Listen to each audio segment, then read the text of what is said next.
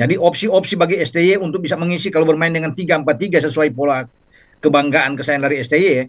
Kabar baik, ada juga kabar yang kurang enak. Kevin Dix bisa main untuk melawan Jepang, tapi Hilgers absen. Bagaimana Anda melihat hal ini?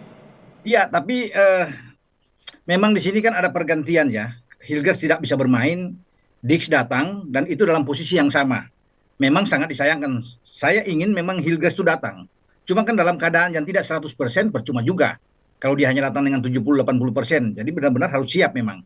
Itu masalah ketika lawan Ajax kemarin ketika dia ditarik keluar karena ada tackling yang keras dari gelandang Ajax sehingga dia tidak bugar ya untuk bisa datang. Tapi tidak mengapa kan ada Kevin Dix yang bermain. Pemain belakang kita juga banyak. Jadi opsi-opsi bagi STY untuk bisa mengisi kalau bermain dengan 3-4-3 sesuai pola kebanggaan kesayangan dari STY. Artinya ada Kevin Dix akan mendampingi dengan kapten kesebelasan Jai Ises atau salah satu di antara Rizky Ridho, Jordi dan Justin Hapner. Jadi memang di belakang itu oke, nggak ada masalah. Tinggal kita akan berpikir bagaimana apa yang harus dilakukan oleh STY di gelandang dan juga di depan. Karena kan kita butuh poin, tidak boleh kehilangan poin di kandang kita. Begitu, Iksan. Oke, Bung Ropan, dengan ketidakhadiran Hilgers, kira-kira Anda melihatnya bagaimana formasi pertahanan timnas nanti? Apakah dengan skema 3 back atau ada perubahan? Kalau STY selama ini kan tidak ada perubahan. 3 back yang akan dia lakukan. Ya, tentunya bermain dengan Jai Ises, dengan juga Kevin Dix akan bermain agak ke kanan, dan salah satu dia akan pilih. Ya, saya ingin sih misalnya Ridho ya akan main ya. Bisa saja Ridho bermain.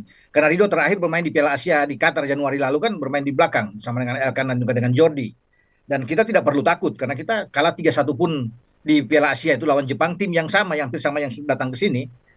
Itu karena ada penalti satu, kemudian ada gol bunuh diri satu di antara 3 gol dan Sandy Walsh bisa membalas. Jadi kita punya motivasi yang bagus bermain di kandang, fokus, mental baik buat kita, dan saya rasa kita punya peluang ya untuk mendapatkan hasil. Tidak perlu muluk-muluk, ya. Tidak perlu Oke. dengan harus menang, Iksan. Draw aja sudah luar biasa buat kita menghadapi tim peringkat 15 dunia ini. Peringkat 15 FIFA dan pemuncak klasemen sementara di grup C, Bung Ropan, apa yang sebenarnya harus diantisipasi dari timnas Jepang? Mereka punya gelandang-gelandang yang bagus. Sebenarnya kalau STY bisa melihat memutar dengan pertandingan-pertandingan yang sebelumnya, kekuatan Jepang itu ada di flank. Ya, ada Mitoma, pemain Brighton and Hove Albion. Kemudian ada Ritchie Doan, pemain dari Freiburg di Bundesliga. Dua ini sangat kuat. Ditambah dengan Minamino kan yang bermain di Monaco. Jadi mereka selalu bermain dari flank ini dan itu yang menghancurkan Cina dengan 7 gol, Bahrain dengan 5, kemudian Arab mereka hajar dengan 2. Dan ini harus dilihat benar-benar. Makanya saya pikir ya apakah berani STY dengan 3-4-3-nya kemudian mengubah dengan lebih menumpuk pemain. Australia melakukan demikian sehingga mereka bisa mendapatkan hasil imbang 1-1. Mereka taruh ada 5 gelandang di sana sehingga bertempur dengan gelandang-gelandang terbaik Jepang karena mereka punya Morita, punya Tanaka, punya Endo. Nah, itu kuat semua. Kalau kita hanya bermain dengan 2 gelandang saya pikir tidak cukup. Dengan 3-4-3-nya pasti kan 2 gelandang di tengah, Tom Haye dan Nathan. Ini akan kurang. Oke. Ya, akan kurang karena Verdong bermain melebar di kanan dan Sandy Walsh. Perlu ada satu lagi sehingga ada 2 yang bisa bertahan DM kita. Ini bagus. Kalau ada Ivar, sayang Ivar akumulasi kan, kartu tidak bisa main. Ivar bisa bermain dengan Nathan, membiarkan Tom Haye untuk bisa mengendalikan permainan. Sekarang kita punya Justin Hapner, tetap dengan 3 back misalnya, bisa aja dengan 5 atau 5 ya 3-5-2. Tapi saya lebih enak bermain dengan gelandangnya kalau nggak 5-4. Jadi bisa 4-5-1, membiarkan Rafael Struijk di depan, ada 5 di tengah, atau dengan 5-4-1 atau 5-3-2. Ya bisa aja begitu. Oke. Bung Ropan, ada Mitoma di kiri, ada Ritsudoan di kanan.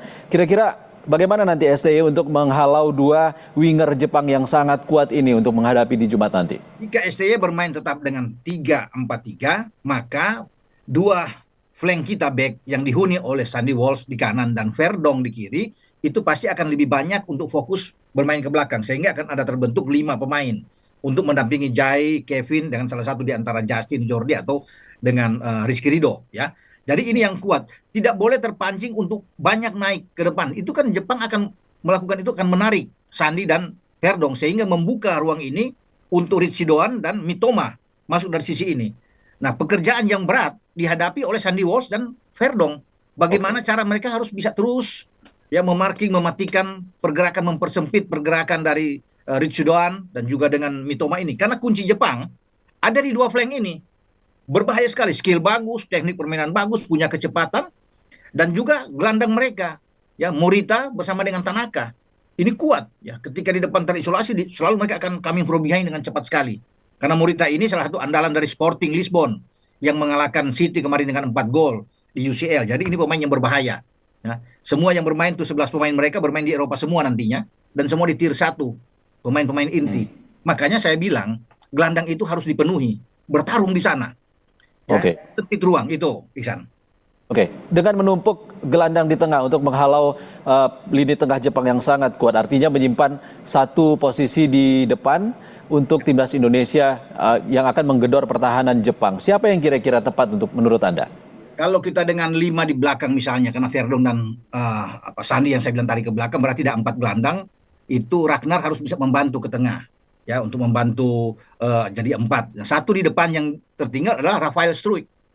Dia yang akan, nah, kita kan pasti akan dibuat, mereka akan pressing lebih dulu sama kita.